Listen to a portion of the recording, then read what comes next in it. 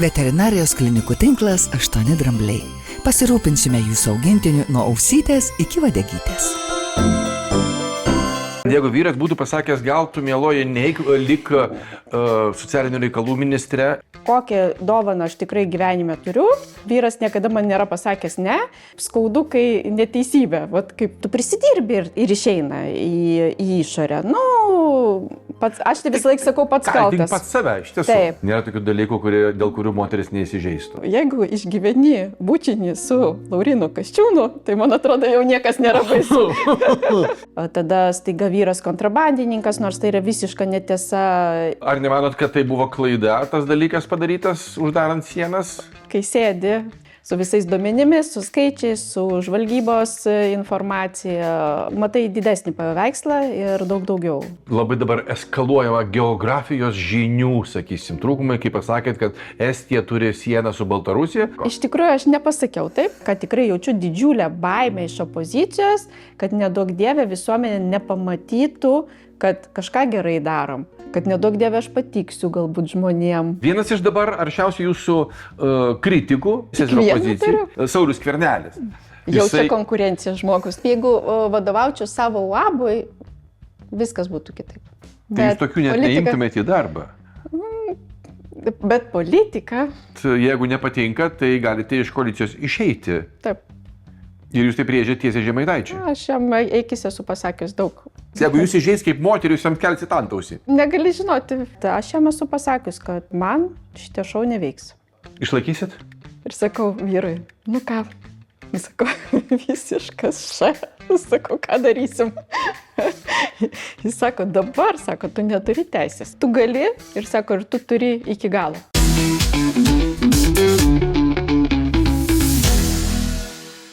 Sveiki, mėlieji, su jumis tinklalaidė Akis į akį su Arūnu Valinsku ir štai čia svečiuose tokių pareigų arba ragavęs žmogus, arba dabar einantis šis pareigas jau yra trečias. Tai buvo Ingrida Šimonytė, buvusi premjerė, buvęs premjeras Saulius Skvernelis ir dabartinė Lietuvos Respublikos ministrė pirmininkė Inga Ruginienė. Labas vakaras. Labas vakaras. Aš labai džiaugiuosi, kad tokiom įtemptom dienom jūs radot laiko, nes prieš tai davėt žodį ir jo laikotės. Džiugu, tai yra labai geras. Stengiuosi laikytis, nors kai kas netiki, kad ilgai aš taip atsilaikysiu, besilaikantį žodžio.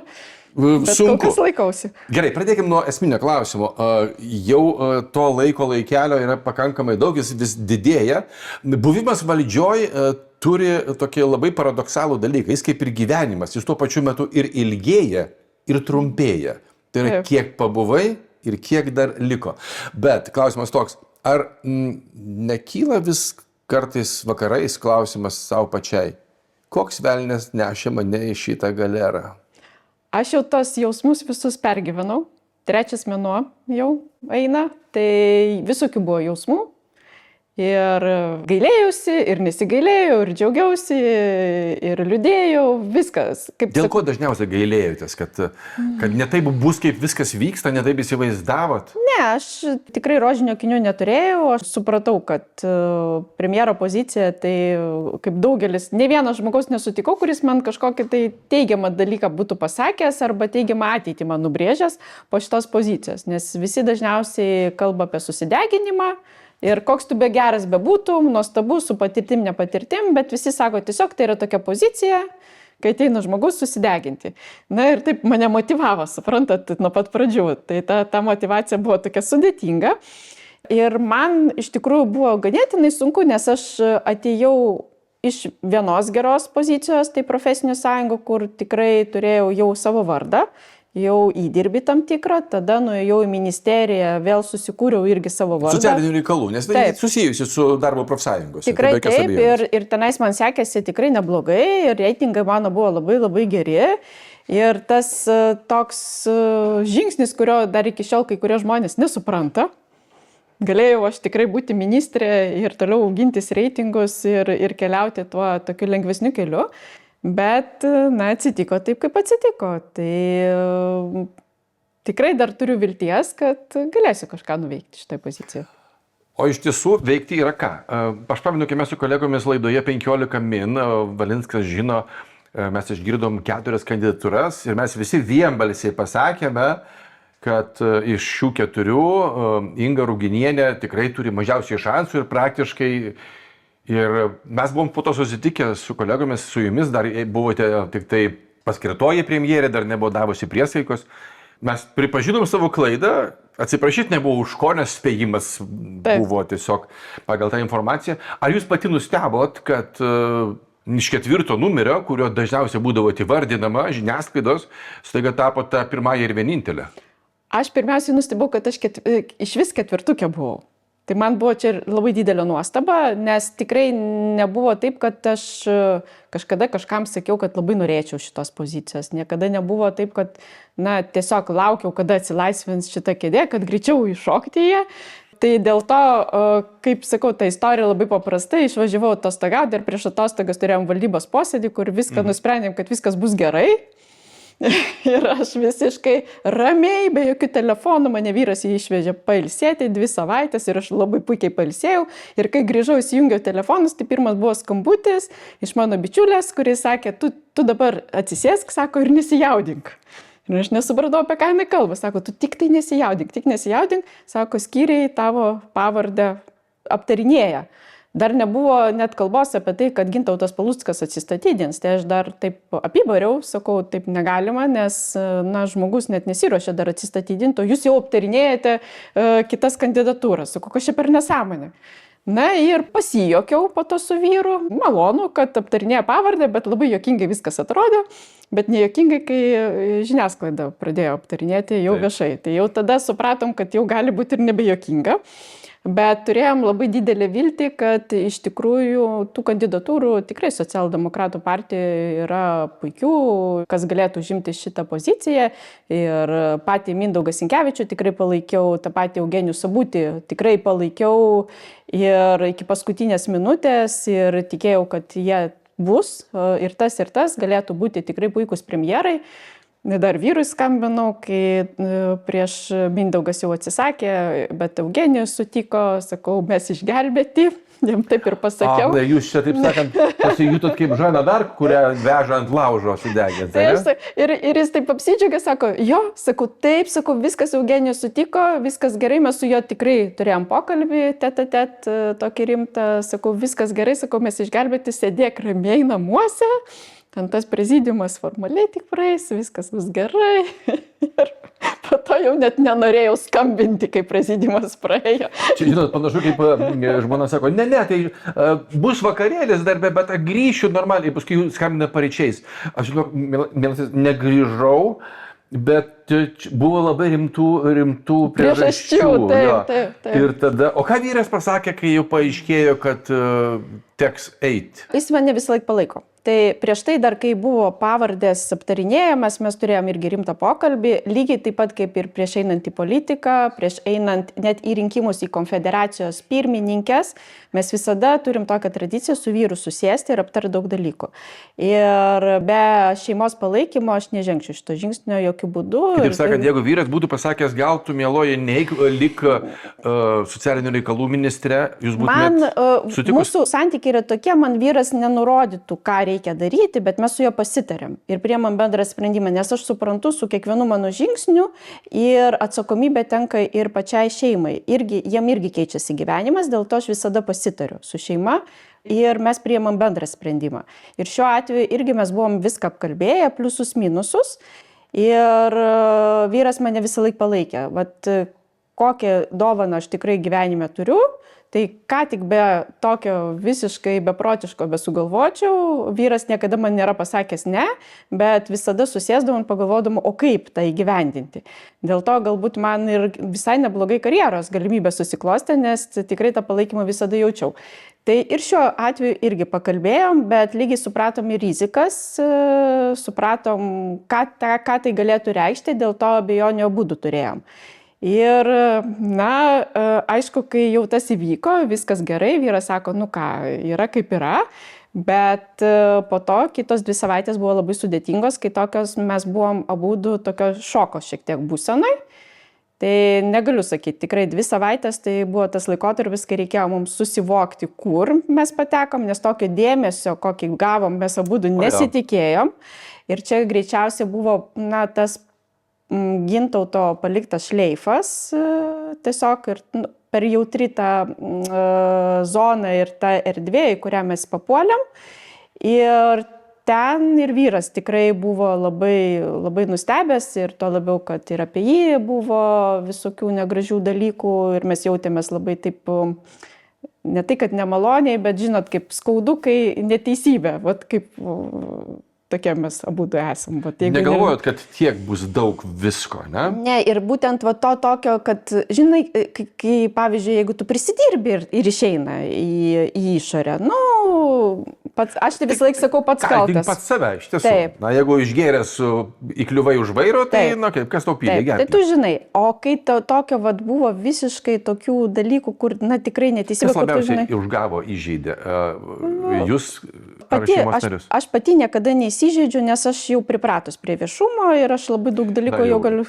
Aš negaliu patikėti, kad nėra tokių dalykų, dėl kurių moteris neįsižeistų. Nežinau, aš jau viską perėjau. Klausykit, jeigu išgyveni bučinį su Laurinu Kasčiūnu, tai man atrodo jau niekas nėra baisu. Aš suprantu, kad čia buvo jūsų gyvenimo politikoje išbandymas, ne? O jisai kuo? Jisai kaip bazilisko bučinys? Baziliskas žudo žvilgsniu. O kas žudydavo bučiniu, būdavo ten tokių visokių mitinių veikėjų. Tai žodžiu, čia aš dėl savęs, tai aš esu rami, bet kai šeima ir ypatingai labai sudėtingas laikotarpis buvo, sakau, kai žurnalistai stovėdavo prie namų, prie tvaros, taip, kai gaudavo vaikus ir tas ta riba, tai kiek giliai šeimai tai turės poveikį, vis dėlto ir vaikai ir visa kita, ir jie nesirinko to kelio, jie tiesiog mane palaikė, tada staiga vyras kontrabandininkas, nors tai yra visiška netiesa ir kol tą nepervirėm, kol nepasimatė po 2 savaičių, kad iš tikrųjų nėra iš ko vyniotis ir viskas ten yra gerai, tai tam mums tiesiog reikėjo išgyventi. Tai dėl to labai suprantu ir žmonės, kurie atsisako eiti į ministrus, kurie atsisako dabar eiti į tam tikras politinės pozicijas, nes ne kiekvienas gali tą išgyventi, tą, ką mes išgyvenam su visa šeima. Na taip, ne tik su visa šeima, su kaimynais Grigiškėse matėme, kameros lakstė ir... Bet čia, žinot, tas momentas, kai tu džiaugiesi ir kad gyvenime gyvenai, pakankamai dorai, nesipykai su kaimynais, nes čia būtent tai ir buvo atpildo valandėlė. Išaiškinot, kas yra tikrieji gerieji kaimynai draugai. Vieną dieną buvau grįžus namo ir vyrui ir sakau, kaip gerai, kad kokią kaimyną tūją nenukirpam arba nenupjovėm. Nes jau čia būtų geras skandalas, jau tikrai gerų žodžių mūsų nepaminėtų. Tai ačiū Dievui, kad tikrai turėjom pakankamai gerus santykius, kad džiaugiausi, kad ir patys grigiškiečiai visiškai labai gerai apie mane atsiliepė. Dėl to gal ir po 2 savaičių ir neįsivystė į kažkokius didesnius kažkokius dalykus. Į namų video, pavyzdžiui, ir panašiai. Tai džiaugiuosi, kad viskas aprimo. Bet tą išgyventi tikrai niekam niekada nepalinkėčiau ir čia reikia... Kas labiausiai stebino, kai pasikeitė situacija iš, aišku, profsąjungos ir vyriausybė vienas dalykas, vienas lūžis, bet iš ministrės į premjerės tai yra jau kur kas jau tektoninis lūžis iš principo. Ir tas skirtumas, jisai aiškiai pasijuto. Visų pirma, tai pasikeitė gyvenimo būdas. Ten irgi būdavo ministerijos vairuotojas. Bet čia jūs esate viena iš 3, dieną naktį apsauginiai, automobiliai, gyvenimas Turniškėse. Aišku, matyt ir ne tai, kad opozicijos, bet ir bendrapartiečių šiek tiek ir ne šiek tiek, o labai daug pavydo, apie kurį nesakoma, bet jūs jaučiat, kad taip yra. Tai kas sukėlė didžiausią nuostabą, ko jūs tikrai nesitikėjot? Tai, kad žurnalistų dėmesys bus, tai buvo užprogramuota. Ir tai, kad tas trunka, mato, kad nieko neišeina, tada sustoja, leiskim padirbėti. Ne, žurnalistai galvoja kitaip, leiskim prisidirbti ir tada jau atsiimsim už viską. Bet iš politikų, iš kolegų, nebūtinai opozicijos. Nežinau, gal nebuvo tokių, kas šiaip tikrai, nors sako, kad aš nepatyrusi politiką, kas iš politikos erdvėje tikrai visiška tiesa, bet per pakankamą gerą mėsmalę praėjau, dirbdama profsąjungose, tai man daug dalykų tokių nėra naujų. Tai jau turėjau šiokią tokią patirtį ir labai tokių lūkesčių didelių ir neturėjau, kad čia bus viskas labai gražu ir gera. Ir labai supratau, ir gyvenime esu ne vieną kartą patyrusi, jeigu tik tai geriau tau sekasi, kad to pavydo yra labai daug ir iš visur, net ir iš artimiausios aplinkos. Tai man tos nuostabos labai didelės nebuvo. Kad sudėtinga, dėmesys ypatingai sudėtingas man asmeniniam įvairiom detalėm, ko anksčiau nesu patyrusi. Dėmesį turėjau viešą per profesinę dalį, bet tokiem, kad koks rankinukas, arba kodėl suknelės, užsidedi kelnes, kodėl dar kažkokia didelė. Tokių dalykų visiškai, arba akcentas, žodis netoks pavartotas. Taip, mano nėra labai taisyklinga lietuvių kalba. Taip, akcentas jaučiamas, bet tai normalu. Aš gyvenau Vilniuje ir taip, ir aš tą pripažįstu, kad nėra lietuvių kalba mano pats stipriausias dalykas. Aš iš vis buvau linkus daugiau prie tikslių mokslų, dėl to man skaičiai yra daug mieliau negu kalbos. Bet tas toks, atrodo, ką be pasakysi, ką be padarysi, viskas yra blogai. Ir tą turėjau ir ankstesniuose darbuose, kai viskas per neigiamą prizmę vertinama, bet ne taip stipriai ir ne taip išraiškingai kaip dabar. Dabar tiesiog suprantu ir galėčiau kitam jau patarti, kad kai tu dirbi tokioj pozicijai, tiesiog turi aiškiai turėti stuburą, daryti savo sprendimus ir jais pasitikėti. Nes niekada neturėsi tokio sprendimo, kur visiems įtiksi. Tai čia, kur bedirbi, ar profsąjungose, ar ministerijoje, ar vyriausybės vadove, šitoje vietoje taip, vadovaujančios pozicijos niekada nesutelkia vien tik tai tavo simpatikų, atvirkščiai. Simpatikai dažniausiai tyli, o tie vadinami heiteriai, jie garsiausiai rėkia. Premjerė, žiūrėkit, dabar klausimas toks labai gal ir paprastas, gal ir sunkus. O Jūs pirmas, kuris nepasirašęs klausimų. Aš juos turiu galvoje, žinokit. Bet dėl tos, sakot, kas nustebina. Tai va. Aha, gerai, labai gerai stebina. Ar jau pripratot, ar dar tave vargina važinėjimai su automobiliu, kurį lydi apsauginiai, ar važinėjai su švyturėliais? Visai važinėjau, smaginamės mes, mums irgi reikia. Irgi smagu, ne? Smagu. Bet iš tikrųjų, turbūt niekas neįsivaizduoja, kol nepradeda tokio darbo, koks yra įtemptas grafikas ir tam tikri švyturėliai kartais yra tiesiog būtinybė, nes mano darbas nuo ryto iki vėlaus vakaro yra sudėliotas sekundėmis tiesiog. Nes, kas irgi visiškas naujovė, niekada tokio negirdėjau, kai klausiu, o tai apsaugos klausiu, kada reikia jau pasiruošus man būti, kada mes išvažiuojame, kiek mums truks kelią. 6,5 minutės, pavyzdžiui, toks dalykas. Nuo Turniškių iki vyriausybės? Nuo A taško iki B, pavyzdžiui, pagal darbuotoją. Pasakė 6,5 minutės, man tokio niekada nebūdavo, nes visą laiką aš važiuodavau, pati vairuodavau, tai visą laiką atvažiuoju dar anksčiau, 15 arba 20 minučių, ten tokių dalykų niekada nebuvo. Tai kai tavo grafikas yra tiesiog minutė ir sekundės tikslumu sudėliota, tai taip kartais tenka visaip nuvažiuoti. Bet ar esate davusi, jau 3 mėnesiai praktiškai jūs šitoj pozicijoje, ar esate davusi, arba ne tai, kad nurodymą, o prašymą apsaugos darbuotojams kažką daryti, tarkim, gal išjungti švyturėlius, ten noriu, kad matytų, arba ten, sakysim, dar kažką. Žinom, ir tokių... Jų turit paklausti, kad jie tiesą pasakytų. Tai mes, kai baigsim pokalbį, mes jų pasiliksim porai, mes juos apklausim. Pirmą dieną, kai mes pradėjom mūsų darbą, susėdom mašiną ir susitarėm. Jie nemoko manęs, kaip man reikia dirbti, aš nemokau jų. Nes kiekvienas specialistas, kiekvienas profesionalas žino, ką reikia daryti. Apsauga, aš niekada nesimokiau, niekada nežinau nei kaip ta apsauga vyksta, nei ką reikia daryti, ką vienu atveju, ką kitu. Jie yra super profesionalai savo srities. Ir aš jų tikrai nesiruošiu mokyti, ką daryti. Tai mes taip ir susitarėm. Yra darbas, yra darbotvarkė, apsaugos pamainos vadas turi darbotvarkę. Ir jie žino, ką reikia daryti. Viskas. Aš sėdžiu gale, atsidarau, jeigu reikia man paskaityti pasiruošti tam tikram susitikimui, kartais reikia pasirašyti dokumentus, kartais šiaip užsimerkti ir pasvajoti. Ir aš tą gale savo darbą tą atlieku. Jie atlieka savo darbą. Jau vykote ir užsienio vizitus, situacija pakankamai geopolitinė įtempta iš tiesų ir Aš pamenu, kai mes vykome į Gruziją, dabartinį Sakartvelą, ten irgi buvo ką tik po rusų invazijos, padėtis pakankamai įtempta irgi buvo. Jums taip neteko, kad apsaugos darbuotojai duoda jums tokį pultelį ir paprašo, kad jeigu jausit, kad kažkas, nes ne visą laiką, tarkim, viešbučio kambaryje jiegi nebūna, jie būna šalia arba kitur, kad galėtum paspausti, jeigu jausit arba matot, kad kažkas negerai. Patikėkit, dabartiniam technologijom viskas yra taip padaroma, kad tau nieko nereikia turėti, bet tu esi saugomas labai akilai. Čia mes netgi kartais pajuokaujam, aš pabandau pagudrauti, bet pagudrauti man neišeina.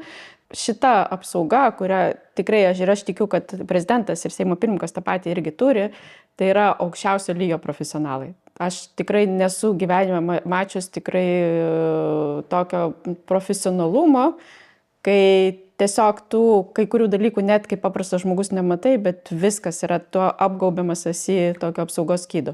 Tai jie visą laiką yra šalia. Ar važiuoji į užsienį, jie žino, ką reikia daryti. Man nereikia galvoti. Aš esu susikoncentravus tik į darbą. Tik į darbą. Visa kita vyksta savaime. Ir čia yra fantastika. Čia yra turbūt, čia kaip ir mano komanda pačioje vyriausybėje, pradedant nuo patarėjų iki kanceliarijos darbuotojų, aš esu jais sužavėta. Tikrai tie žmonės, jie taip yra atidirbę visą sistemą, kad aš turiu galimybę koncentruotis tik į darbą, nes mano užsienio kelionės tai yra nežmoniško intensyvumo. Ta, ką anksčiau aš turėdavau užsienio kelionės ir komandiruotės, tai yra visiškai nesulyginami dalykai, kaip juoda ir balta. Nes dabar aš jeigu išvažiuoju į užsienio kelionę, nuo ryto iki vakaro, aš turiu tiek susitikimų ir tiek įvairių, nuo sudėtingų iki lengvesnių pokalbių, kad tiesiog kai kada net nėra, aš jau kartais net ir pykstu, net nėra įkvėpti net 5 minučių, nes tu turi, vis dėlto tai yra ne lietuvių kalba, tai kartais būna net ir kelios kalbos, tai tu turi persiorientuoti skirtingos temos, skirtingi žmonės, bet tu non-stop atidirbi tas kelias dienas ir tam reikia koncentracijos, tam reikia pasiruošimo. Aš jau dabar jau su komanda atidirbus, jie žino, kaip aš noriu, kad medžiaga būtų paruošta, kas man yra svarbu ir apie kitus dalykus aš negaliu galvoti. Ir jie daro fantastišką darbą, jie galvoja apie kitus dalykus. Ir va čia ir yra turbūt gal tas sėkmės paslaptis, kodėl mes jau 2 mėnesį užsienio kelionės kelias turim ir jos tikrai pakankamai yra sėkmingos, gerai pasisekė, nes komanda atlieka puikiai savo darbą. Veterinarijos klinikų tinklas Vilniuje ir Klaipėdoje 8 drambliai ligų diagnostikai, tyrimams ir gydymui naudoja aukščiausios kokybės įrangą, leidžiančią greitai ir tiksliai nustatyti diagnozes. Klinika teikia aukštos kokybės veterinarinės medicinos paslaugas, konsultuoja augintinių sveikatos sutrikimų, priežiūros, maitinimo ir profilaktinių priemonių pasirinkimo klausimais. 8 drambliai visuomet pasirengę atvykti į namus. Ištikus bėdai, nedvejodami skambinkite 8 drambliams visą parą. Mes išeisime į eterį po kelių dienų, tai kai kurie faktai gali būti jau šiek tiek, ne tai, kad pasenę, nepavėlavę, bet šiek tiek pasenę arba išsirutuliojusi situacija iš to. Bet ką mes turim šiandien dienai? Visų pirma, jūs atvykote iš posėdžio, kai buvo atidarytos sienos su Baltarusija, taip? Taip. Ar nemanot, kad tai buvo klaida, tas dalykas padarytas, uždarant sienas? Ne, nemanau, nes yra įvairių diskusijų. Tai čia vienas iš tų sudėtingų sprendimų, kai žinot, kaip Facebooko diskusijos žino geriau, kaip reikia padaryti. Bet tu, kai sėdi tam apačioj, žinot, kaip seife, kaip aš vadinu, seife, ne? Su visais duomenimis, su skaičiais, su žvalgybos informacija, generolai sėdi, specialistai, visi institucijos tikrai per šitas 3 savaitės atidirbo labai stipriai ir daug tikrai nuveikė. Ir tu matai didesnį paveikslą ir daugiau visko. Kai kurių dalykų tu net negali papasakoti, tiesiog turi bendrais bruožais nupasakoti. Ir kiekvienas sprendimas yra pamatuotas. Ir tai rodė tie veiksmai, kai mes pradėjom sieną uždarinėti nuo trumpų periodų, po pusę dienos, po to visą dieną ir tik tada ėmėmės jau tos griežtesnės priemonės. Tai rodo, kad tai buvo pamatuotas tikrai sprendimas ir šiai dienai mes šiaip buvom kaip vyriausybė nusprendę visą mėnesį uždaryti. Mes galėjome lapkričio, taip, mes galėjom tą laikyti, bet jeigu tu matai, kad indikacijų nėra daugiau laikyti sieną uždarytą, niekas negali žinoti, kas rytoj bus, poryt arba dar po savaitės, gali būti vėl, kad turėsim tam tikrų grėsmių ir turėsim vėl priimti tą sudėtingą sprendimą. Bet šiandien jau visos indikacijos rodo, kad to daryti perteklinių priemonių tikrai nereikia. Ir jau sienų uždarimas tolimesnis būtų kaip perteklinė priemonė. Kitaip sakant, šiandien lapkričio 19 ir manot, kad šiai dienai tiek iškelti tikslai yra pasiekti ir taikytas priemonės nėra būtina. Mes tą, ką norėjom, mes tą pasiekėm. Ir pirmiausia, ką aš pamačiau per tą visą procesą ir kas iš tikrųjų suveikia ir aš labai dėl to džiaugiuosi, tai tie tarptautiniai kanalai ir ryšiai, kurios pavyko užmegzti jau net per tą mėnesį, kurį esame vyriausybei. Tai tikrai labai esu be galo dėkinga Lenkijos premjerui, nes nors ir visokios antraštės buvo parašytos, kad Ruginienė gavo tai, ko nesitikėjo. Galima ir netgi ir taip pasakyti, kad aš gavau tai, ko nesitikėjau, nes aš tikrai nesitikėjau, kad premjeras, kuris jau pranešė savo visuomeniai, kad jis atidaro sienas, jau jis tą paleidęs buvo žinutę, su mano skambučiu mes turėjom labai tokį ganėtinai ilgą pokalbį išsamų. Jis pratęsė sienų uždarimą dar dviem savaitėm, mes taip ir tarėmės. Jis sako, 2 savaitės, sakau, gerai, ačiū už tas 2 savaitės ir jis tą padaro, nepaisant to, kad jis man pats prisipažino, kad jis turėjo labai jautrią situaciją pasienyje, jis spaudžia jo vietiniai gyventojai ir panašiai. Tai jis tą padaro. Tai čia tikrai aš to nesitikėjau ir aš tą labai esu dėkinga ir tai parodė tą solidarumą. Kas irgi pamoka, ta geroji pamoka, kurią įsinešu, tai mūsų sąjungininkai, tie patys amerikiečiai, Europos komisija, visi įsijungė ir tikrai visi suprato, kad grėsmė yra ir mums buvo siūlomos įvairios pagalbos priemonės, kurias mes priėmėm ir tas suveikė. Tai čia pradedant nuo mūsų institucijų darbo čia viduje, tai mobilios grupės suimta žmonių ir tai čia tas darbas. Taip, įspūdingas reidas buvo čia prieš kelias dienas, iš tiesų 100 pareigūnų. Ir tam reikėjo pasiruošti. Čia negali padaryti kiekvieną, tiesiog negali atsikėlęs iš lovos padaryti tokių dalykų. Tai tos 3 savaitės tikrai buvo išnaudotas tinkamai ir iki diplomatinių kanalų. Aš taip diplomatiškai sakau, diplomatiniai kanalai suveikia, bet tai nereiškia, kad mes esame jau saugus. Mes esame ypatingai jautrioje geopolitinėje padėtyje. Ir jeigu šiandien sakom, kad šiandien yra tokia situacija, rytoj, poryt, po savaitės gali būti įvairių, bet tada atitinkamai vėl darysim sprendimus. Dar vienas šitų visų sienų uždarimo aspektas, kuris ko gero mažiausiai turi įtakos bendrai diplomatijai, bet žurnalistams tai buvo kaip tiesiog, saldainiukas. Tai jūsų labai dabar eskaluojama geografijos žinių, sakysim, trūkumai, kaip pasakėt, kad Estija turi sieną su Baltarusija, nors pasirodo, kad tai buvo ištraukti iš konteksto. Kaip buvo iš tiesų ta visa istorija? Kaip jinai pateko? Iš tikrųjų, aš nepasakiau taip. Aš pasakiau, kad Estija ir Latvija tikrai pažadėjo solidarumą. Ir tas tiesa, nes aš atsitikus šitą situaciją, aš iškart informavau Estijos ir Latvijos premjerus. Ir Latvijos premjerė pas ją vizitų buvo ir vėliau ir pas Estijos premjerą. Premjerė Latvijos iškart pasakė, kad jeigu reikia, tu tik sakyk, mes irgi priimsim sprendimą uždaryti sieną. Estijos premjeras sakė, visą pagalbą suteiks, kokią tik reikia, absoliučiai solidarizuojamės, palaikom, suprantam. Ir jam kaip tik buvo labai įdomu, nes balionai tai yra naujas dalykas, kalbėjau aš apie tai, kad ieškom naujų technologijų, kaip su to kovoti, tai jie nuolatos apie tai kalbame. Bet aš labai suprantu tikrai ir žurnalistus, kurie iš tiesų jie gyvena ir dirba labai didžiuliai įtampai ir konkurencijai. Reikia išleisti kuo greičiau tam tikras antraštės ir straipsnius ir tu kartais padarai klaidų.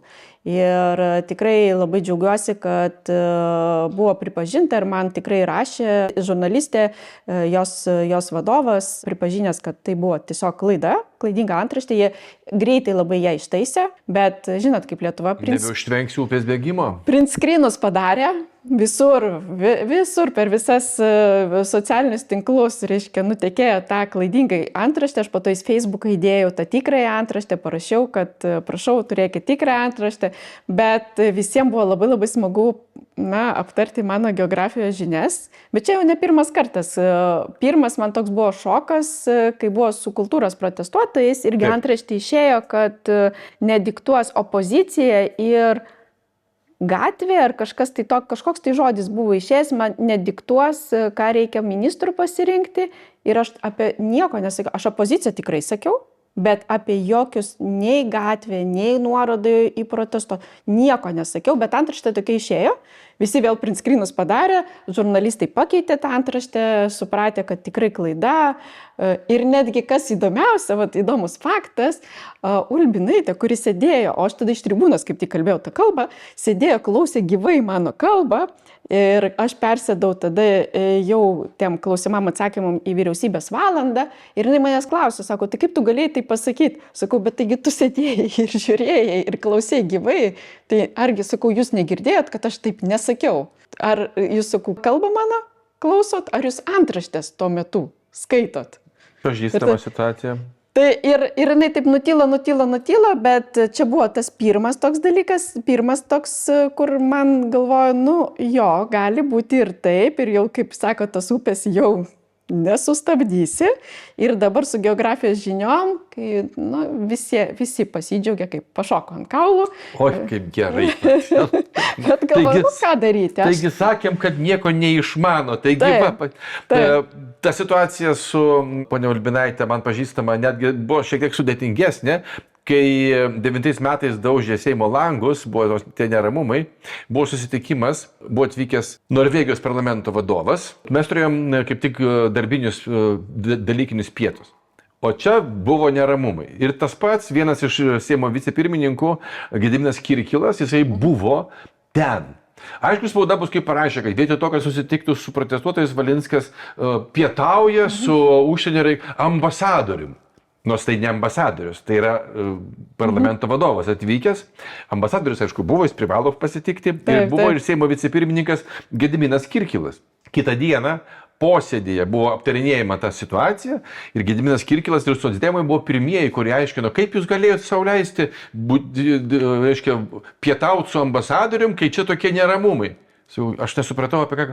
Gediminai, sakau. Taigi jūs buvo tam pačiam renginy, tose pačiose pietuose, tam pačiam, sakysim, sutikime ir aiškina tokius variantus. Ir tai, kai dabar jūs pasakojat, man, žinokit, manęs visiškai nestebina. Bet jūs pačioj pradžioj, kol įpratot, turėjo tiesiog ne tai, kad stebinti, stulbinti, kad taip viskas, taip galėt persiaut batus ore.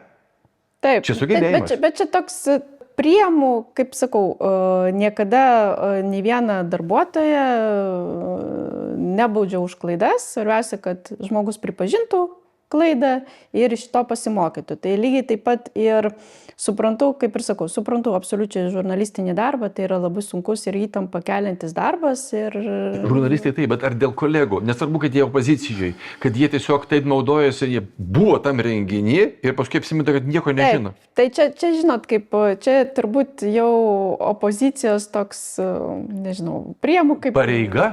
Net negaliu, nežinau kaip tą pavadinti, bet tiesiog netgi ir gerus dalykus perverčia, kad tai yra blogi. Ir netgi tie dalykai, kurie yra tęstiniai, pavyzdžiui, nuo konservatorių, vis tiek yra dabar blogai.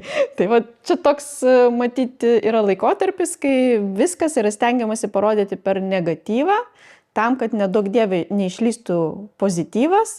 Ir jaučiu, ką tikrai jaučiu didžiulę baimę iš opozicijos, kad nedaug dievė visuomenė nepamatytų, kad kažką gerai darom.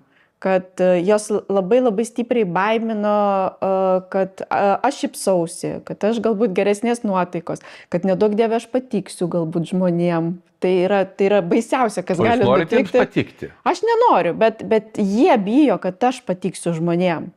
Ir jiem, atrodo, tai yra pats baisiausias dalykas. Ir staiga, kai buvo daug sudėtingų situacijų ir ministrai keitėsi, tikrai aš skausmingai pergyvenu, čia nėra lengvi sprendimai, yra tam tikrų šitam darbė ir sudėtingų sprendimų ir šypsena kažkiek ir buvo mano nublėsusi vieną savaitę. Matėsi. Taip. Ir tada jau mačiau, kad tikrai laimės ir džiaugsmo tikrai yra daug, pagaliau atėjo tas momentas, kai jai sunku, bet šypsena vėl grįžta. Tikrai buvo pakankamai daug priežasčių, kad ta šypsena šiek tiek priblėstų, nes vyriausybės vienas dalykas, nepraėjo nei metai nuo priesaikos Seime, nuo vyriausybės sudarimo ir vyriausybė griūna. Kitas dalykas, dar taip nėra buvę, kad ministrai prisiekia ir po 2 savaičių, net po kelių dienų, po savaitės, iš tiesų, aš nelabai supratau, kaip ten viskas tas įvyko, bet, sakysim, tas pats, aš jį vadinu Kalvis Ignotas, nes jis ieškojo savo teisybės kultūros ministerijoje, bet taip ir nerado. Kaip manot, tai buvo prognozuojamas. Bet tai buvo klaida. Pripažįstat, ar ne? Tai vienareikšmiškai. Ten buvo prognozuojamas, visi žinojo, kad tikrai šitas ministras neišliks. Tai tiesiog tas buvo aišku nuo pirmų dienų. Tiesą sakant, man atrodo, kad net ir pačiai Nemuno aušrai tai buvo aišku. Nes to pamatyti tikrai negalėjai, bet buvo sudėtingas irgi momentas. Man vienas žmogus patarė rašytis tam tikrus dalykus, nes aš galvoju, ateityje gal bus ir įdomu visiškai po to prisiminti, kaip viskas, nes labai greitai užsimiršta, nes yra visokių tokių mažų niuansų, kur viešoje erdvėje neišlenda. Tikrai mes užsivėlėm labai stipriai su vyriausybės formavimu. Buvo labai sunku. Buvo sunku dėl kelių aspektų. Dėl pačio fono, kurį ir aš pati išgyvenau, ir žmonės gyveno, ir buvo puolamas bet koks kandidatas, kaip tas, vis tiek, kai tu, pavyzdžiui, Facebook'e matai popkutes ir sako, žiūrėk, tavo popkutė yra. Ir tu pradedi nevalingai galvoti, o Dieve mano. O kas ten toj popkutė, gal aš kažko tai jau nebeprisimenu, gal kažką tai tikrai ten dariau.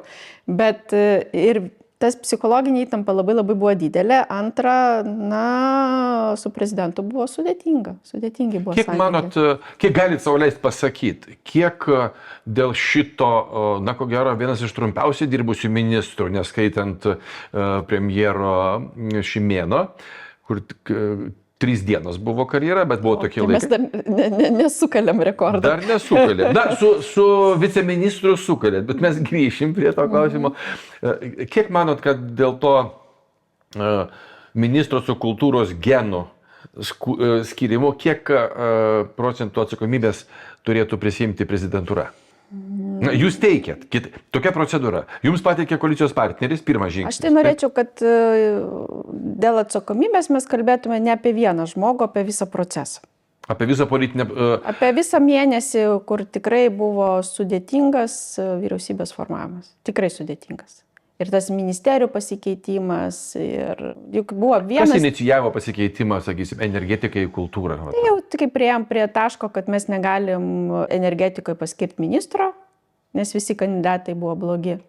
Tai jūs kalbate apie Nemuno aušros kandidatus. Taip, tai buvo neišvengiamas dalykas kaip keitimai. Bet nes aš pirmą teikimą daviau 14 ministrų, buvo pilnas sąrašas. Taip. Galima buvo jį patvirtinti. Bet išliko tik tai 12. Tai ir tas tikrai sudėtingas buvo procesas ir mes priėjom prie tokio taško, kaip dabar atsimenu, tas trečiadienis berods buvo. Aš pasakiau, kad ketvirtadienį bus priesaikos. Nes toliau tęsti ir jau per terminus, jau konstituciniai terminai irgi yra tam tikri. Ir vyriausybė jau turėjo pradėti dirbti. Ir biudžeto formavimas labai svarbus. Čia mes galėjom šiek tiek pratęsti tą laiką, jeigu tai būtų sausis, vasaris. Taip, kai negrėsė biudžeto priėmimas. O dabar visos ministerijos neturi jokių sprendimų dėl biudžeto. Pačios biudžeto dėrybos turi būti, visi stagnuoja, niekas negali dirbti. Ir aš jau mačiau, kad aš nebegaliu toliau tęsti šito tokio patinka, nepatinka. Bet priesaikos turi būti. Ir mūsų buvo pokalbis su prezidentu ir jam buvo pasiūlyti 2 variantai. Arba 14 dekretas, arba 13. 13, teisingai ten. Arba 13, bet priesaikos bus. Jeigu klysiu, galite iškart paneigti, kiek teisingas variantas, kad buvo priimkim į kultūrą bet kokį, kad būtų visi 14, dėl paprastos vienos priežasties, kad vyriausybė prisiektų pilna sudėtim, kad nebūtų paskui kreipimusi į teismo konstitucinį abejojant legitimumu, o paskui kokį priimsim, po savaitės atleisim. Kas čia nutiko? Ir taip ir ne visiškai tai buvo.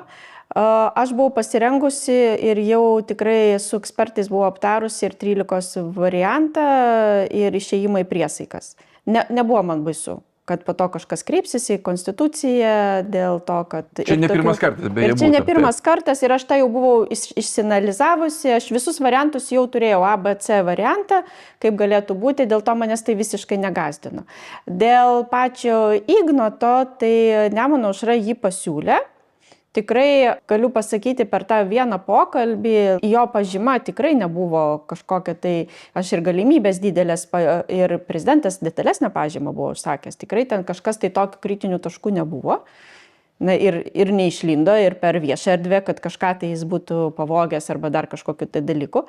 Bet jo asmenybės bruožų per valandą ar dvi labai išanalizuoti tikrai negali. Visas vaizdas pasimatė, aišku, ryte, kai ta buvo spaudos konferencija. Ja, taip sakant, jis palengvino jums darbą, ne? Jo, bet ir nebuvo taip, kad susitarimas, kad savaitės padirsimės po to ir vien tik tai dėl priesaikų. Iš dalies taip, man buvo labai svarbu tą savaitę turėti priesaikas, kad paleiskit tas ministerijas dirbti. Čia šito neslėpiu, tikrai tas tikslas buvo, nes aš negalėjau kitų ministerijų ir be Ignoto būtumėt prisiekę. Ir be jo galėjom prisiekti, sakau, ir tą variantą mes svarstėm su prezidentu. Buvo pasirinktas 14, nes, sakau, kažkiek suprantu gal ir prezidentą, nes per tą 1-2 valandas labai sunku apčiupinėti tikrai žmogų. Ir dar ne Lietuvoje būnant. Ir dar ne Lietuvoje būnant. Tikrai labai sudėtinga. Po to jau matėme visą tą dalyką ir jau aš signalizavau, kad, tarp kitko, po kelių dienų aš jau signalizavau, kad jau artėja tas laikas. Jau prisidirba. Taip, tai va. Ir dėl to taip greitai ir įvyko. Aš kaip sprendimų nebijau daryti. Gerai, aš manau, kad ministras buvęs dabar jau Ignotas tikrai galės, manau, kad pagal jo dabartinius pareiškimus, nes jis dažnai kviečiamas į įvairias televizijos laidas, lyg dar tebe būtų ministras ir jis pasakoja, kai aš buvau ministru, jis iš tos savaitės tikrai išleis knygą, bet grįžkim prie to, ką jūs pati paminėjote, kad galbūt kažkada norėtumėt. Tai mano patarimas, nuoširdžiai galiu pasakyti, darykit taip, kaip darė jo ekscelencija Valdas Adamkus. Jisai po kiekvieno vakaro sako, kad ir kaip bebūtų, prieš užmigdamas aš vis tiek tuos akcentus, kurie šiandieną buvo, aš kad ir 1, 2, 3 žodžiais ir keliais sakiniais sudėlioju, nes paskui tu juos matai ir tu prisimeni viską, tau iš karto iškyla iš tos į atmintį. Tai Mielai, darykit tai. Šitą procesą aš esu sudėliojus akcentus ir galbūt, kai baigsis visas šitas, tai ten tokių atviresnių yra dalykų. Šiek tiek galvoju, ką dabar nelabai noriu daug detalių pasakoti, bet ateityje gal visai ir papasakočiau, nes mano kiekvienas sprendimas, ką aš dariau, čia visiems iš viešosios erdvės atrodo, kad aš ten neturiu patirties, neapgalvojus, kad nesugebu, čia vieną pastačiau, kitą nuėmiau, kad logikos tame nėra. Bet mano logika tame yra, tai pagalvojau, kad ateityje galbūt ir atskleisiu tą logiką. Labai gerai. Tik tuos momentėlius pasižymėkit, kad nepradingtų. Nes vienas iš dabar aršiausių jūsų kritikų, nes oponentas jis yra pagal pareigas, jis yra opozicija. Ne vienas. Bet buvęs premjeras Saulius Skvernelis.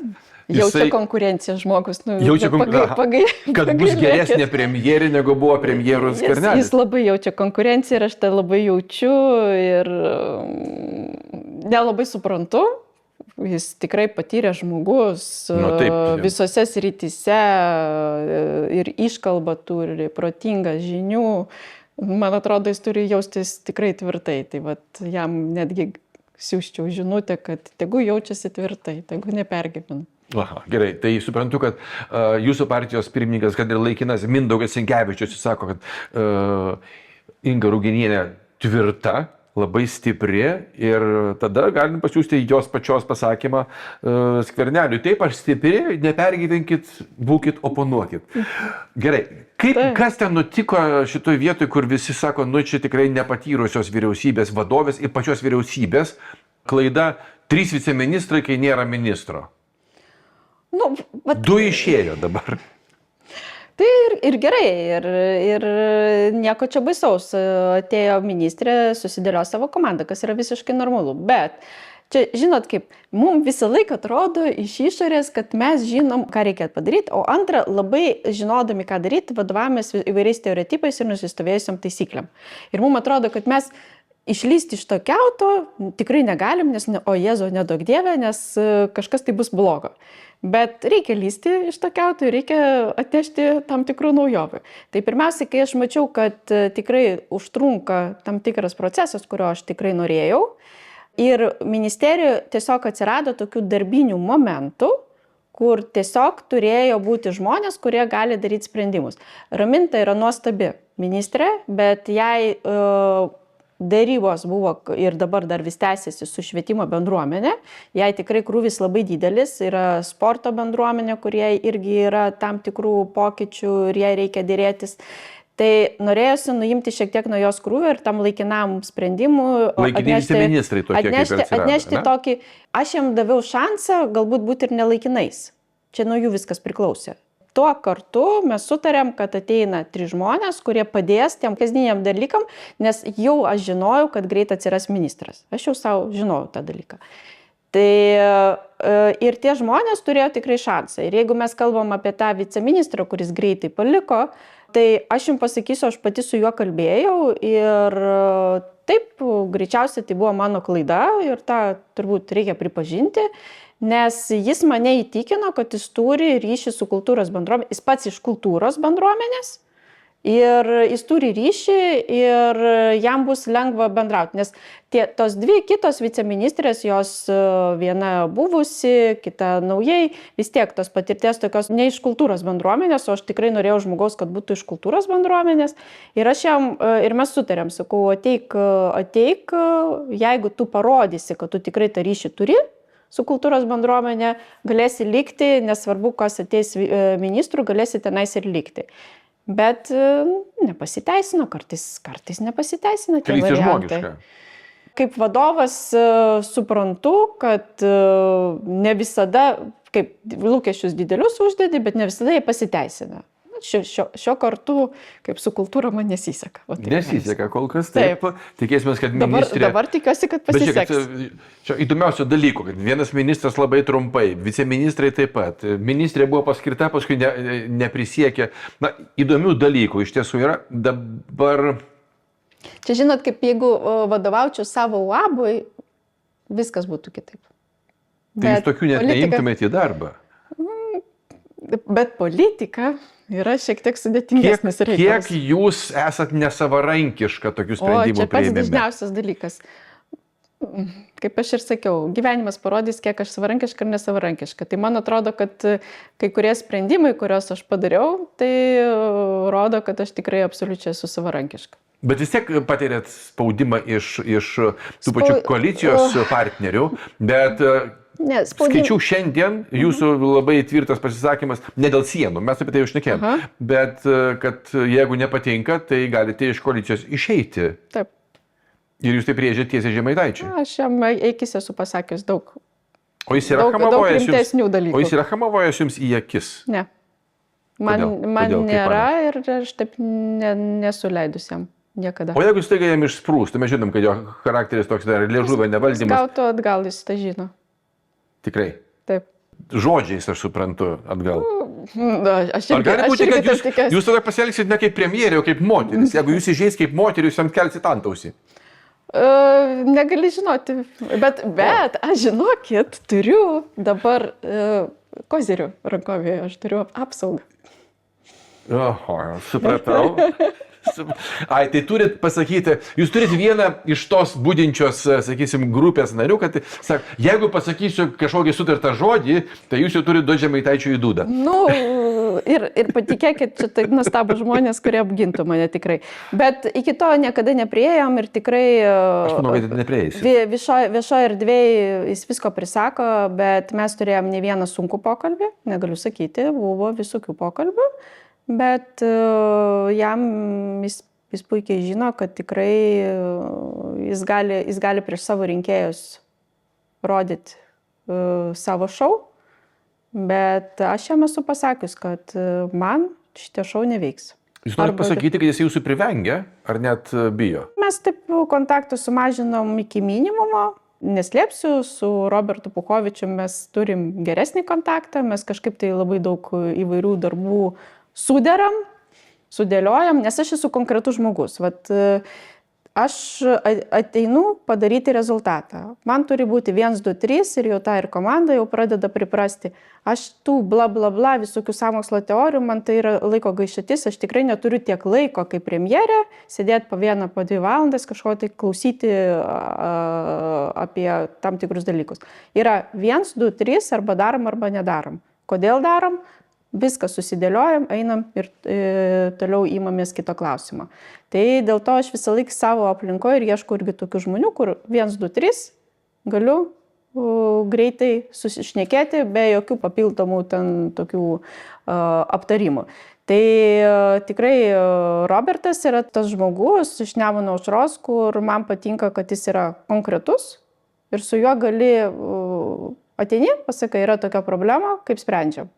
1, 2, 3.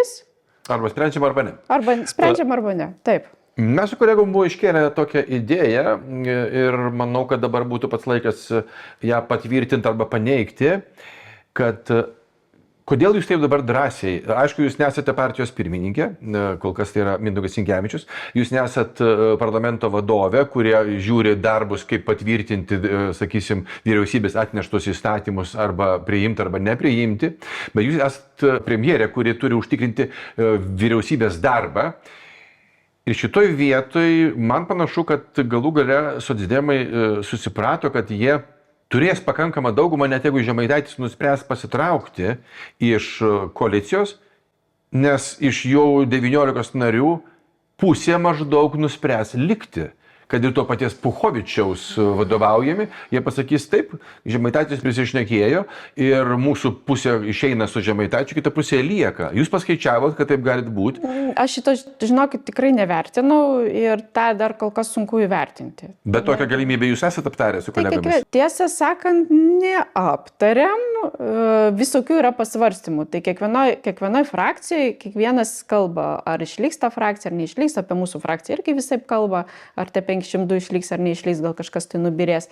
Tai tų tokių diskusijų, kaip intrigų tikrai Seime verda, bet kol kas aš esu ir kolegom, ne vieną kartą sakau, aš požymių tikrai nematau, kad Nemuno aušra artėtų prie skilimo. Bet gal artėja prie traukimosi? Nes šiandien mes išgirdom dar naują porą kaliošų, pamatėm.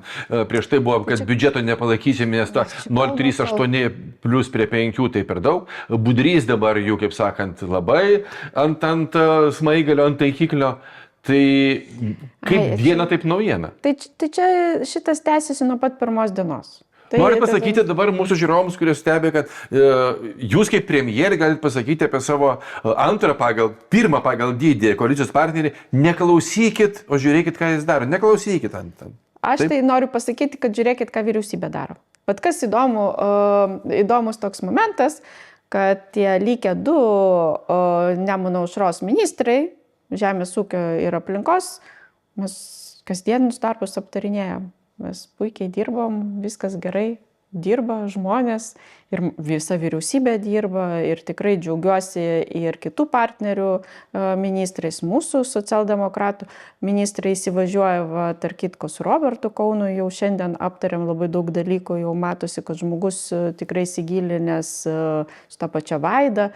Tai aš šiandien, žinot, taip atsisėdau, mes pietus dar turim prieš vyriausybę, pasižiūrėjau, kai kas komandiruotėje, ne visi šiandien dalyvavo, bet taip pasižiūrėjau ir aš tikrai džiaugiuosi. Ir nepaisant tų kalbų, kad vyriausybė silpna, kad ten dar tam tikrų dalykų, gal aš ne viską tai padarau tobulai, kaip kažkokie tai premjerai yra kažkada tai padarę.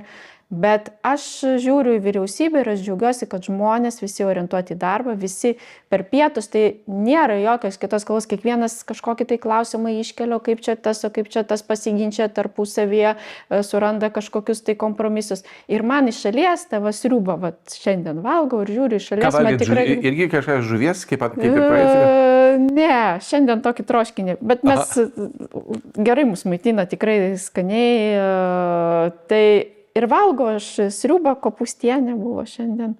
Ir aš matau, kad tas tikrai ministrai tarpusavy bendrauja, jie jau susiderinasi tam tikrus projektus, teisės aktus, kažkas sako, aš turiu pasiūlymą, gal atidedam klausimą, išėmam iš vyriausybės, dar šiek tiek pasiderkim, aš turiu gerą idėją, išėmam, kitai savaitėje perkeliam.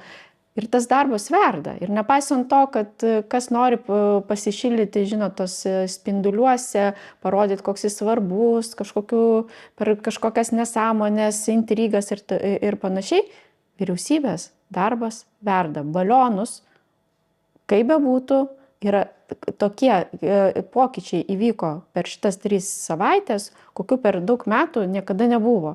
Tai pirmas pokytis, dėl kurio aš pati asmeniškai žiauriai džiaugiuosi ir tas buvo labai sunkiai, bet dabar pačios institucijos džiaugiasi dėl to. Tai karinės oro pajėgos ir oro navigacija pagaliau pradėjo dirbti kartu koja į koją. Abi pusės gauna realius duomenis ir oro navigacija gali apvesti lėktuvus, jeigu kartais balionai išlenda kokioj tai vietoje. Naviguoti juos, kad nepakliūtų į tą pavojų zoną. Ir jeigu pastebėjot, oro uostų uždarimas antiek suretėjo, jau tik neišvengiamai, jeigu jau koks jau labai... O neprisikalbėkit, žinau, kad dabar pažiūrės šitie Lukašenkininkai. Tai viskas gerai, aš kaip ir sakau, gali būti tikrai ir suprastėta padėtis, galim vėl uždarinėti, bet aš kalbu tik apie tai, kad ta situacija mus moko ir mes adaptuojamės. Ir tai labai svarbu. Ir kai tu per 3 savaitės matai, kad jeigu prieš 3 savaitės visiems balionas, o Dieve, ką daryt, tai jau dabar po 3 savaičių, aš galiu pasakyti, yra algoritmai, išdirbom tam tikrus algoritmus, ir jau nėra taip, ką daryti. Mes ieškom įvairių sprendimų, naujos technologijos, iš karto ekonomikos inovacijų ministras iš karto įsijungia į procesą, paskelbė konkursą startupam, idėjom, naujom. Tai aišku, tai ilgalaikis procesas, bet jis vyksta. Atėjo 30, man atrodo, 5 dalyviai, užsiregistravo į konkursą su savo naujom idėjom. Vidaus reikalų ministras iš karto atėjo su baudžiamo kodekso pataisom dėl baudžiamosios atsakomybės kontrabandininkam. Ir tas toks, kai tu matai, kad tam tikri dalykai pradeda vykti, tu adaptuojas prie situacijos ir jau kitas balionas, ar tas pliūpsnis balionų jau nebus toks stresas, koks buvo prieš 3 savaitės, tai tu matai, kad visiškai kitaip ir tu džiaugiesi, kad tie rezultatai yra. Bet tai, kad tu negali tų rezultatų parodyti ir kad tas fonas vis dėlto, kad kaip tie asmeniniai tokie visokie dalykai, ar geografijos žinios, ar dar kažkokie kiti dalykai yra daug svarbiau. Bet jūsų dabar jau nebeišmuša tų smulkmenų eskalavimas? Ne, man netgi šypseną sukelia ir galvoju, kodėl, jeigu kažkas domisi, gal tikrai įdomu, pasakiau, tikrai Turniškėse suplanavom, nufilmuosim, pagaminsiu kokį skanų receptą, jeigu žmonėm įdomu, tai kaip, premjeras turi būti atviras. Pagirtina. Gerai, kiek būsit atvira pagal tai, kad, žinot, šachmatuose paprastai vienos spalvos valdovių ant lentos nebūna, labai išimtinais atvejais. Aš linkiu link to, kad nemažai eskaluojama, kad būtent jūsų asmeninė kažkokia nuomonė lėmė, kad nebeliko Dovilės Šakalienės.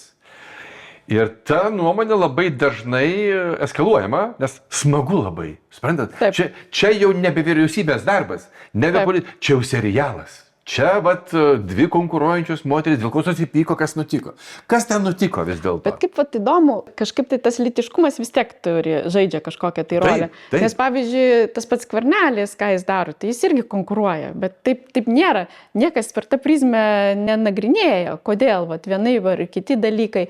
Bet dvi moteris iš karto sukėlė tokią... Žemai kabantis vaisius. Ir dar be to, žinot, man labiausiai kėlė šypseną, kai jūsų nuotraukos Seime metu jinai pataisė jums plaukų garbaną. Jo, bet aš visada jaučiau šiltus jausmus Doviliai ir aš niekada, jeigu aš bent kažkiek tai būtų man abejonė, nepasirinkčiau ją į vyriausybę, tikrai. Ir mūsų santykiai niekada nebuvo ten kažkokie labai artimi draugiški, mes tam tikrose renginiuose vis susitikdavom ir aš labai gerbiu ir jos ekspertinės tikrai žinias ir tam tikros informacijos aš net apie ją, nei man pagal pareigas priklausė žinoti, nei aš labai gilinausi, o tiesiog, kiek susitinkam, mes tikrai labai gerai bendravom. Ir jinai taip ir atsidūrė mano vadovaujamai vyriausybei ir tas sprendimas man turbūt buvo labai labai skausmingas.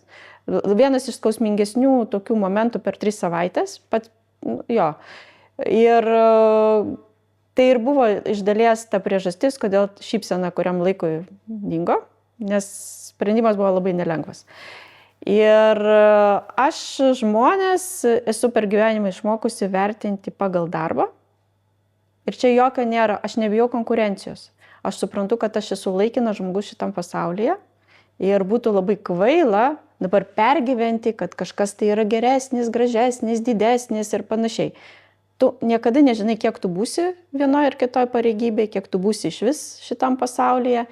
Ir tu tiesiog, aš visada savo užsistatau programą padaryti tai, ką aš galiu geriausiai, kaip man išeina, su klaidom, neklaidom, pripažinti, mokytis, toliau eiti.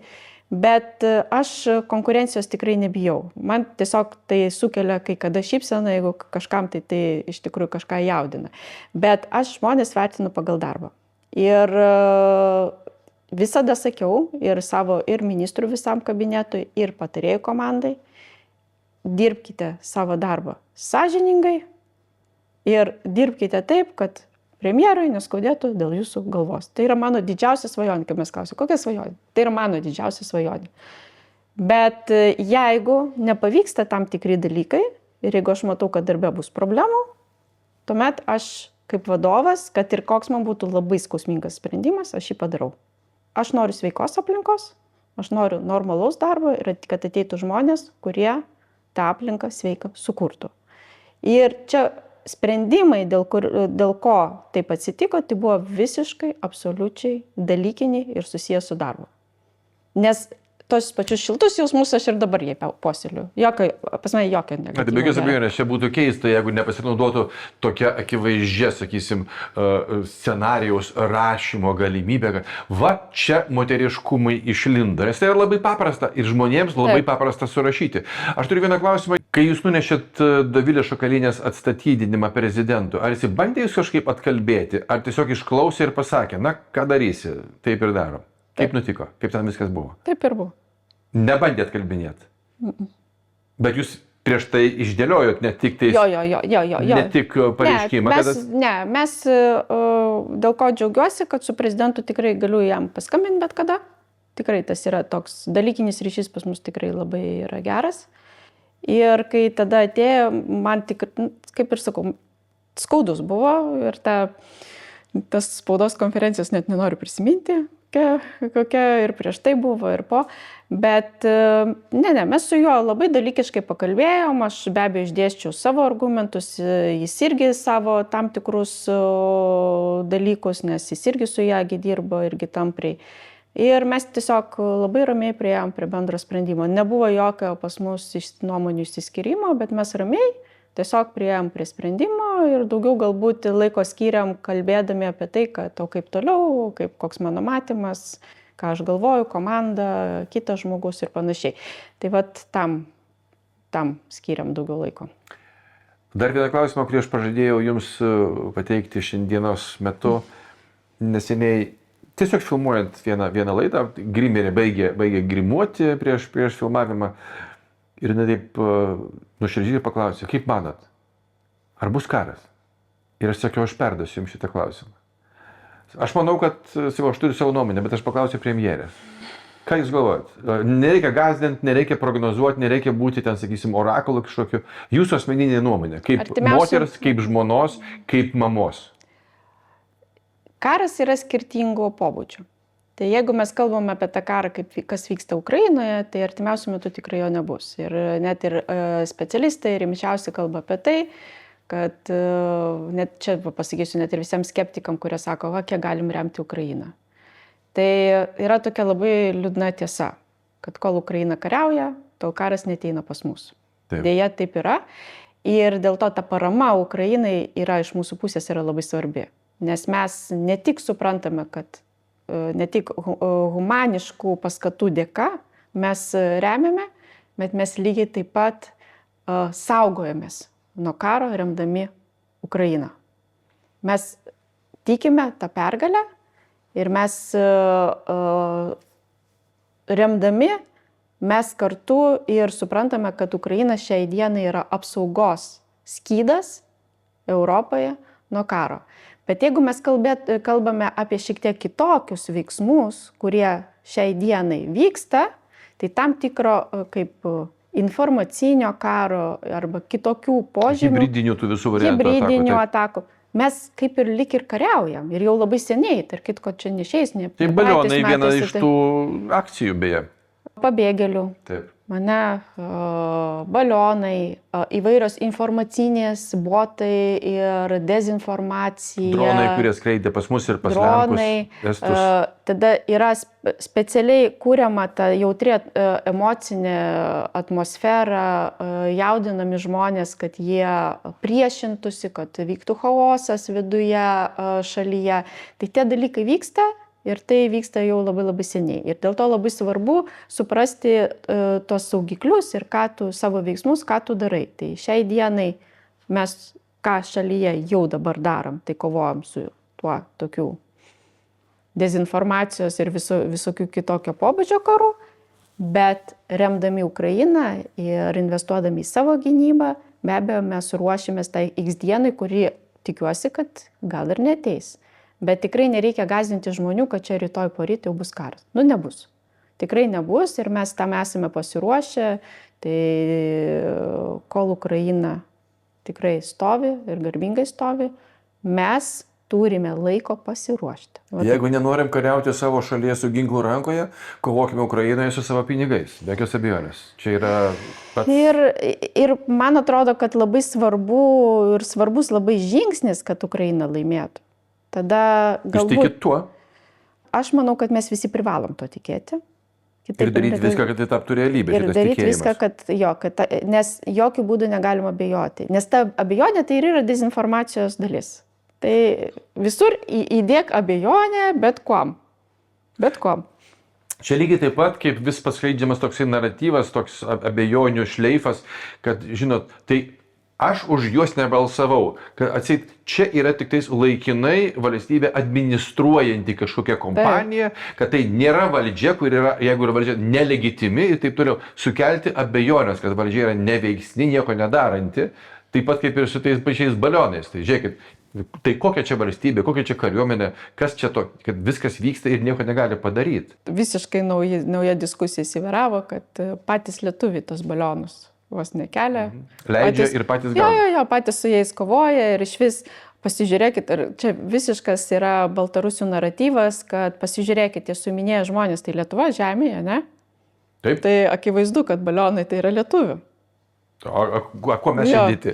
Jo, ko mes čia dėti? Sako, jiegi ne Baltarusijos žemės minėja žmonės, o lietuvių žemės. Bet aš suprantu, kad jūs esat pakankamai optimistė to klausimu, kad žmonės, kurie sugalvos skristi naujametinių arba kalėdinio atostogų, kad, nesutrikdys, bent jau neturėtų sutrikdyti, arba ne taip ilgai. Aš labai norėčiau, nes mano draugai, kai skrydo dabar atostogų, tai šiek tiek turėjo. Bėdų. Bėdų. Tai ir suras iš vakaro mėsą kepam pas mus ir jie sako, mes turim įskristi, sako, Inga, prašau tavęs. Sakau, bet, sakau, darom viską, ką tik galiu, sakau, viską, tikrai, sakau, dirbu, kontroliuoju ir naktimis dirba mobilios grupės, sakau, viską padarysiu, bet šiek tiek buvo nepatogumo, bet sklandžiai grįžo, tai va, aš dėl to džiaugiuosi. Tai, sakant, pusiau sutvarkėm visus reikalus. Man atrodo, kad mūsų visuomenė turėtų suprasti, kad tam tikrų turbūt ateityje įvairių nepatogumų bus. Tiesiog gyvenam tokiu laikotarpiu. Tai visa tai daroma dėl jų saugumo. Nes jeigu mes, aišku, galėtume atsipūtę sėdėti, nieko nedaryti, ne, vat, kavos pasidaryti ir skrendam. Jūs pakliuvot, jūs kaip sakė Žemaitė, pakliuvot kaip ta muselė į išraugas, įkritot ir dabar reikia kapanotis, nes iš tiesų reikalų yra labai daug. Išlaikysit? Aš klausiu tiesiog tiesiai žmoniškai. Laikysiuos. Vat, taip, mes kaip... Iš pykčio. Visiems ant pykčio.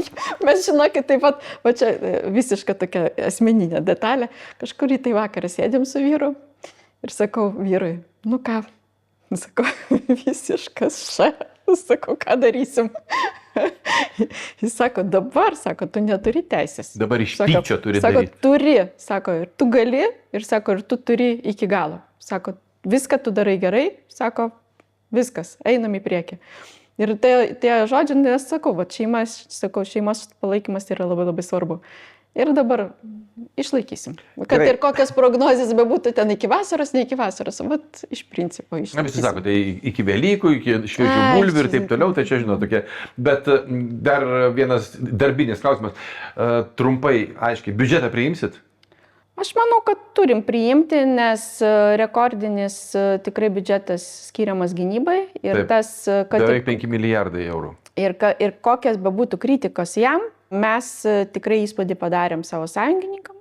Ir dėl to galim turbūt džiaugtis, kad amerikiečių kariai lieka Lietuvoje, nors kai kurios šalis. O vokiečiai ruošiasi pilną sudėtim atvykti anksčiau vėliau. Tai čia tas teigiamą efektą padarė. Tiesiog tik tai man dar reikės nudirbti ilgą kelią ir paaiškinti ir tai pačiai kariuomeniai, krašto apsaugos ministerijai ir kitiem, kad gynyba tai yra ne tik kariuomenės įsigijimai, kas neabejotinai svarbu ir tą mes užtikrinsim, bet mes turim galvoti ir apie kitus. Mes turim galvoti ir apie civilių pasirengimą, mes turim galvoti apie mūsų institucijų pasirengimą X dienai.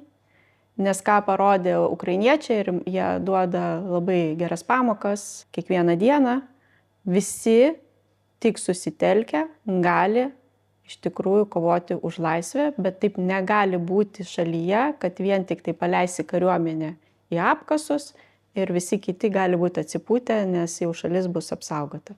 Visi turės savo rolę ir jie tą rolę turi žinoti ir jie turi būti pasirengę. Tai tą kol kas įtikinti sunku, bet po truputį žingsnis po žingsnio aš tikiuosi, kad pavyks.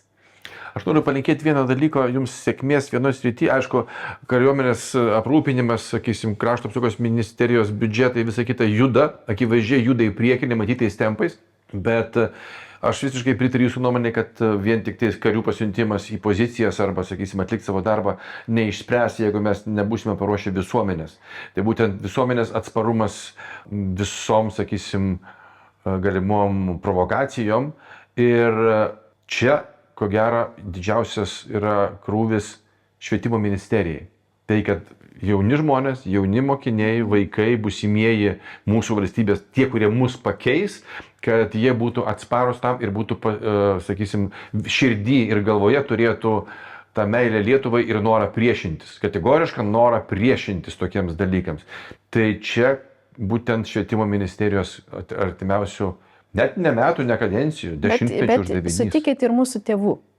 Ir mes kaip tėvai irgi turime didelį indėlį į vaikų ugdymą dėti ir ugdyti patriotus, ne tik patriotus, bet ir dorus žmonės.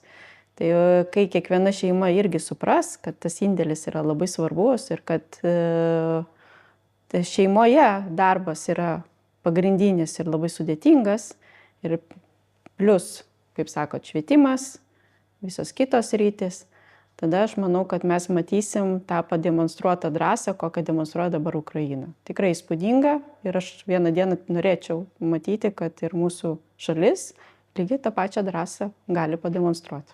Daug čia skaudžių temų, kur galima aptarinėti, bet vis tiek neišvengiamai artėja naujieji metai. Kalėdos. Kalėdos. Ir aš manau, kad bus jūsų oficialus kreipimasis, nes visą laiką būna ir Seimo pirmininko, ir premjerės, prezidento su antraja ponia, nors gal po šitų visų kreipimusi dėl vaikų. Mano tikrai bus. Pirmoji ponia gal bent jau nieko nesakys pagal dirbtinio intelekto tekstą. Bet jūs galite pasakyti ne kaip premjerė, būtent kaip tiesiog moteris, mama, žmona, palinkėjimą ir pasveikinimą mūsų tinklalaidės žiūrovams su artėjančiomis šventėmis. Ko palinkėtumėt? Aš palinkėčiau vieną dalyką - vertinti tai, kas yra šalia tavęs. Tai yra labai svarbu. Nes mes dažnai kaip žmonės stengiame žiūrėti kuo toliau kažkur tai. Už namo ribų, už gatvės, už miesto, už šalies ribų. Ir mums vis atrodo, kad ten geriau, kažkas tai geriau, svarbiau. Bet mes nepamatome, kas yra aplink. Ir kartais nepasitenkiname net tuo, ką turime. O vis atrodo, kad reikia daugiau. Tai kiekvienam iš mūsų palinkėčiau vertinti tai, kas yra šalia, nes tai yra pagrindinė atrama ir tai yra tai, kas tave veža į priekį. Labai gražus žodžiai. Netgi man priminė vieną labai nežinomą autoriaus posakį. Negalvokime ir neprašykime to, ko norime per Kalėdas, o padėkokime už tai, ką turime. Taip. Aš žinau, kad jūs turite gyvūnų, bet labai tokių, sakysim, tylių, su kuriais padiskutuoti nelabai išeina. Turi tik žuvytės. Ne? Žuvytės turiu, bet mano tikruosiuose namuose. Taip. O į Turniškes nesivešit, net mažo akvariumą? Ne, tikrai ne. Tai liko akvariumas, vis nuvažiuoju, pasižiūriu, ar ten tikrai pamaitintos žuvytės, aišku, jom sąlygos prastesnės, nes dažniau prižiūrėdavo. Šeimininkės nėra, tai liūdna. Bet man akvariumas kažkokią tokią ramybę suteikia. Patinka. Apie žuvytės tai neblogas vienas paprastas anekdotas, kai žuvytės akvariume kalbasi, sako, kaip tu galvoji, viena žuvytė auksinė klausė kitos, ar yra Dievas? Nu, tai o kas akvariume vandenį keičia?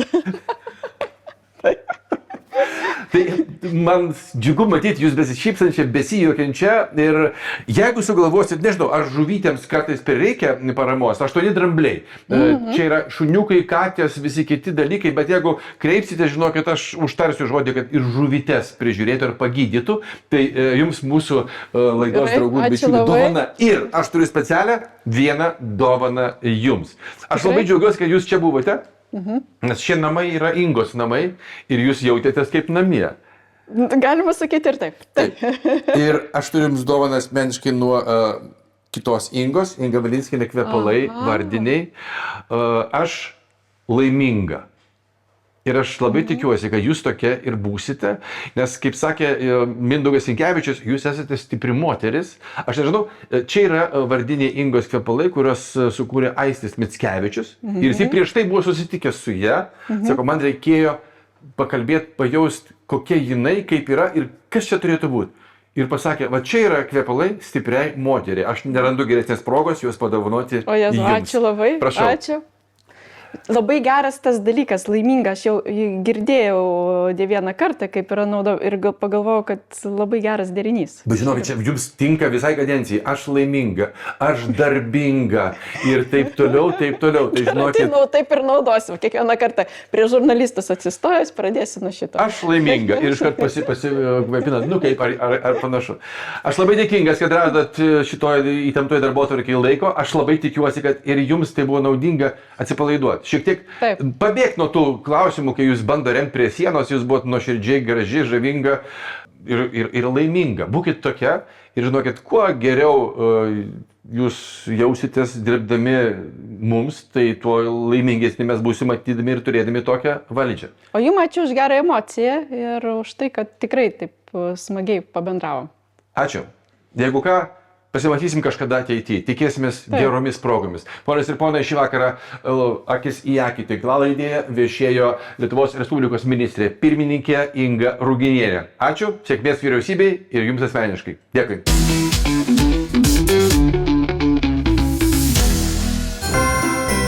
Veterinarijos klinikų tinklas 8 drambliai. Pasirūpinsime jūsų augintiniu nuo ausytės iki vadegytės.